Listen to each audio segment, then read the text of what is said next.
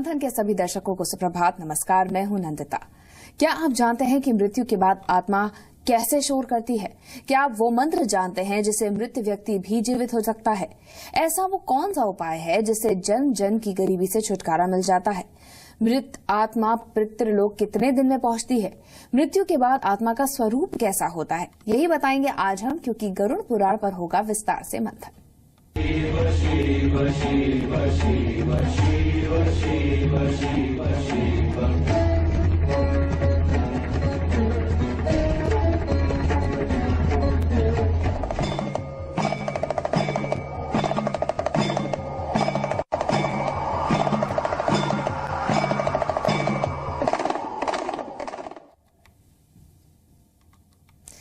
चलिए लेकिन आपको बता दें कि श्राद्ध जो है तर्पण की संपूर्ण विधि पर चर्चा करने से पहले आज का पंचांग हम आपको बताने जा रहे हैं। आज 30 सितंबर अश्विन शुक्ल पक्ष की तृतीया तिथि है।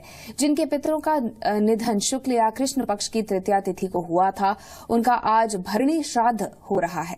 भरणी श्राद्ध को गया श्राद्ध के बराबर माना जाता है। भरणी का स्वामी स्वयं यमराज है, इसीलिए इस श्राद्ध का बहुत महत्व होता है। दोपहर 12:21 तक दोपहर 12:21 तक अश्विनी नक्षत्र रहेगा। आपको बता दें कि नक्षत्रों के 7 प्रकार के स्वभाव, 3 प्रकार की दृष्टि और उनके फल भी 3 प्रकार के होते हैं। आज के अश्विनी नक्षत्र क्षिप्रा स्वभाव, त्र्यंगमुखी दृष्टि और शुभ फलदायी है। अश्विनी नक्षत्र में आप नई दुकान खोल सकते हैं, नृत्य और गायन की शुरुआत कर सकते हैं। लेखन, पब्लिकेशन और शिक्षा के लिए भी बहुत अच्छा नक्षत्र है। इसके अलावा आज हर्षण योग भी है, जो कि बहुत शुभ होता है। इस योग में जन्म लेने वाले योगी बहुत भाग्यशाली और कुबेर की तरह धनवान होते हैं। आज भद्रा सुबह 11:21 से रात 9:43 तक रहेगी। आज भरणी श्राद्ध हो रहा है, लेकिन पितृपक्ष के दिनों में गरुड़ पुराण के पाठ से भी पितरों को मुक्ति और इसका पाठ करने वालों को धन संपत्ति मिलती है। इस पुराण में विष्णु जी और गरुड़ के बीच का संवाद है। इससे पहले देखिए गरुड़ पुराण का विषय वस्तु।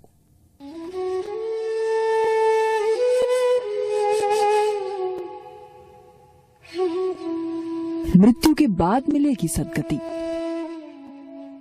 मुक्ति दिलाने वाला है गरुड़ पुराण। मृत्यु के बाद क्या होता है ये कोई नहीं जानता, लेकिन मृत्यु के बाद सद्गति मिले इसके लिए गरुड़ पुराण पढ़ा जाता है। गरुड़ पुराण के अधिष्ठाता भगवान विष्णु हैं। इसमें 19,000 श्लोक थे, लेकिन अब सिर्फ 7,000 श्लोक ही बाकी हैं। पुराण 2 भागों में है। पहले भाग में श्री विष्णु की भक्ति, उनके 24 अवतार और पूजा विधि के बारे में बताया गया है, जबकि दूसरे भाग में प्रेत कल्प और कई तरह के नरक के बारे में बताया गया है। मृत्यु के बाद मनुष्य की गति क्या होती है, उसे किन किन योनियों में जन्म लेना पड़ता है, क्या प्रेत योनि से मुक्ति पाई जा सकती है, श्राद्ध और पिंडदान कैसे किया जाता है, श्राद्ध में कौन कौन से तीर्थ हैं, मोक्ष कैसे मिल सकता है, इस बारे में विस्तार से वर्णन किया गया है। महर्षि कश्यप के पुत्र पक्षीराज गरुड़ भगवान विष्णु के वाहन हैं। एक बार गरुड़ ने भगवान विष्णु से मृत्यु के बाद जीवात्मा की स्थिति के बारे में सवाल किया था। तब विष्णु जी ने मृत्यु के बाद की जीवात्मा की गति के बारे में गरुड़ को बताया था, इसीलिए इसका नाम गरुड़ पुराण पड़ा।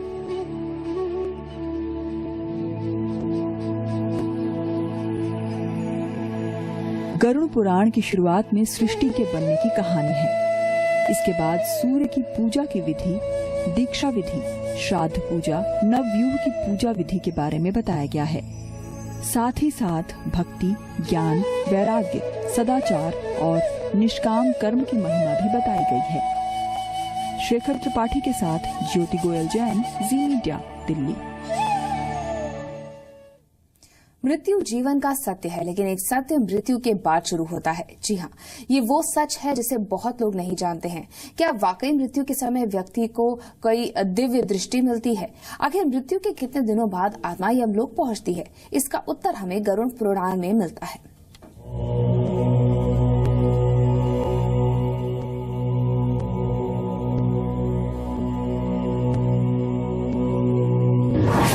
मृत्यु के बाद कहां जाती है आत्मा? कैसा है पितृलोक? क्या मरने से पहले मिलती है दिव्य दृष्टि? गरुड़ पुराण में मृत्यु के पहले और बाद की स्थिति के बारे में बताया गया है। इसमें लिखा है कि मृत्यु से पूर्व मनुष्य की आवाज चली जाती है और अंतिम समय में उसे दिव्य दृष्टि मिलती है और इसी वजह से वो सारे संसार को एक रूप में देखने लगता है। उसकी सारी इंद्रियां शिथिल हो जाती हैं।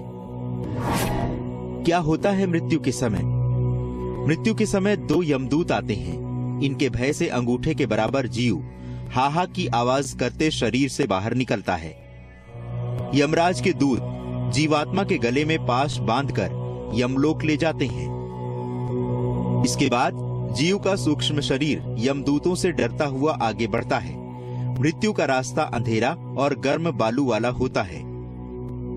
यमलोक पहुंचने पर पापी जीव को यातना देने के बाद यमराज के कहने पर उसे आकाश मार्ग से घर छोड़ दिया जाता है। घर आकर वो जीवात्मा अपने शरीर में फिर से घुसना चाहती है, लेकिन यमदूत के पास से मुक्त नहीं हो पाती। पिंडदान के बाद भी वो जीवात्मा तृप्त नहीं हो पाती। इस तरह भूख प्यास से बेचैन आत्मा फिर यमलोक आ जाती है। जब आत्मा के वंशज उसका पिंडदान नहीं करते तो आत्मा दुखी होकर घूमती रहती है। काफी समय यातना भोगने के बाद उसे विभिन्न योनियों में शरीर मिलता है। इसीलिए मनुष्य की मृत्यु के 10 दिन तक पिंडदान जरूर करना चाहिए। 10वें दिन पिंडदान से सूक्ष्म शरीर को चलने की शक्ति मिलती है। मृत्यु के 13वें दिन फिर यमदूत उसे पकड़ लेते हैं। उसके बाद वो वैतरणी नदी पार करता हुआ लगातार 47 दिन चलने के बाद यमलोक पहुंच जाता है। श्रीकर त्रिपाठी, जी मीडिया, दिल्ली। और गरुड़ पुराण में संजीवनी मंत्र से कैसे जीवित हो सकता है मृत व्यक्ति और कैसे गरुड़ पुराण पढ़ने से मिलेगी संपत्ति, बता रहे हैं सनातन धर्म विशेषज्ञ पंडित नरेंद्र सिंह जी। देखिए, गरुड़ पुराण बहुत अद्भुत पुराण है और कहते हैं कि इसके पढ़ने से सबसे बड़ी बात है कि हमारे जो पाप हैं, जो हमने पिछले जन्मों के किए हैं, जो प्रारब्ध के दोष हैं, उसका जो है प्रायश्चित हो जाता है। इसे प्रायश्चित करने के लिए गरुड़ पुराण ये जो पितृपक्ष के अंदर जरूर पढ़ना चाहिए। सबसे बड़ी बात तो ये है। दूसरी बात यह है कि गरुड़ पुराण में विष्णु जी की उपासना का विशेष महत्व, विष्णु सहस्त्रनाम का पाठ अवश्य करना चाहिए। और साथ साथ सबसे बड़ी बात उसमें ये निकल के आती है गरुड़ पुराण के अंदर कि संजीवनी विद्या क्या है कि इस ऐसा कोई मंत्र होना चाहिए जिससे मृत व्यक्ति भी जीवित हो जाता है। पहले जमाने में इस तरीके से मंत्र दिया जाता था। तो मृत व्यक्ति को जीवित करने का कौन सा महामंत्र है वो आप नोट कर लीजिए। उसको मंत्र के महामंत्र के करने से निश्चित तौर पे जीवन जिसका खत्म हो चुका है वो भी जीवित हो जाता है। और लेकिन इसका बाकायदा विधिवत और एक पोषण होता है। उस पोषण से इस मंत्र को सिद्ध करना पड़ता है। फिर इस मंत्र को आप 9 बार 11 बार भी पढ़ोगे तो जो मरा हुआ व्यक्ति भी है वो भी जीवित हो जाएगा। मंत्र क्या है? यक्षी ओम ओम स्वाहा। क्या मंत्र है? पूरे निवेदन करो, नोट कर लीजिए। यक्षी ओम ओम स्वाहा, यक्षी ओम ओम स्वाहा। इस मंत्र से 1.25 लाख जप करके इसको सिद्ध कर लीजिए। और फिर आप किसी के भी कान के अंदर इस मंत्र को आप 11 बार बोलेंगे तो निश्चित तौर पे ये एक चमत्कारिक आपको उपाय दे रहा हूं संजीवनी विद्या का, वो जीवित हो सकता है। आप इसको जरूर करके देखिए। लेकिन इसका दशांश हवन, मार्जन, तर्पण और ब्राह्मण को भोजन कराना भी नितांत आवश्यक है। लक्ष्मी, एक तो गरुड़ पुराण पढ़ने से क्या होता है कि मुक्ति और मोक्ष की प्राप्ति गरुड़ पुराण से होती है। और आपकी कोई भी इच्छा जो संपूर्ण नहीं हुई हो, मनोकामना पूर्ण ना हुई हो, आप गरुड़ पुराण पितृपक्ष में जरूर पढ़िए तो आपकी मनोकामना पूर्ण होगी। और साथ साथ सबसे बड़ी बात ये निकल के आती है कि लक्ष्मी का आगमन, क्योंकि विष्णु की महिमा है गरुड़ पुराण के अंदर। विष्णु की महिमा, विष्णु सहस्त्रनाम का पाठ किया जाता है उसके अंदर। तो जब विष्णु की महिमा का गुणगान करेंगे तो लक्ष्मी का आगमन आपके घर में होगा, धन संपदा आपकी आएगी। और सबसे बड़ी बात है गरुड़ पुराण पढ़ने से आपकी अकाल मृत्यु, किसी भी कारण अकाल मृत्यु नहीं होगी। और गरुड़ पुराण सबका कल्याण करने वाला है। तो इसमें हर कामना के गरुड़ पुराण से पूरी तो होती है। और आपके जो पाप हैं उनका प्रायश्चित जरूर मिलेगा। उसमें प्रायश्चित का कॉलम दिया हुआ है। प्रायश्चित कैसे होगा आपके पापों का? इस तरह से क्या होगा कि नवग्रह दोष भी आपके खत्म होंगे और पुण्यों का उदय होगा। और गरुड़ पुराण पढ़ने से आपकी सभी मनोकामना बहुत सरल तरीके से पूर्ण होती हुई दिखाई देंगी। और जन्मों जन्मों की गरीबी दूर करने के लिए गरुड़ पुराण में कैसा मंत्र है, कौन सा मंत्र है, ये भी जानते हैं पंडित जी से। देखिए, गरुड़ पुराण में मनोकामनाओं को पूर्ति कैसे हो, तो विष्णु जी ने स्वयं बड़े अचूक मंत्र ऐसे बताए हैं कि घर में जो गरीबी है, जन्म जन्मों की गरीबी कैसे दूर हो, दरिद्रता कैसे दूर हो। तो उसका बड़ा सुंदर मंत्र उसमें दिया हुआ है कि ये मंत्र बड़ा ही सटीक मंत्र है। वो मंत्र क्या है? ओम जूम सहा। ओम जूम सहा। इस मंत्र के लगातार जब आप नित्य जप करेंगे तो आपके घर की जो गरीबी है, जो जन्मों जन्मों से चली आई है, वो दूर होती हुई दिखाई देगी। और सबसे बड़ा विष्णु जी ने ये बताया है कि मेरे विष्णु सहस्त्रनाम का अगर 6 महीने तक भी कोई पाठ अगर लगातार करता है तो हर इच्छा उसकी पूर्ण होती हुई दिखाई देती है। और क्या कोई अपना श्राद्ध स्वयं कर सकता है? इसका उत्तर भी गरुड़ पुराण में मिलता है।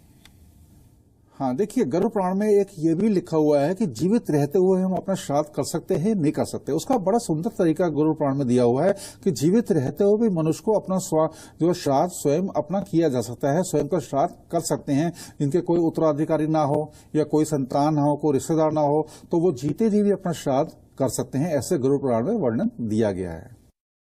जीवन में क्या करें ये सब जगह लिखा है, लेकिन मृत्यु के समय क्या करना चाहिए, इसका उत्तर भगवान विष्णु गरुड़ पुराण में देते हैं।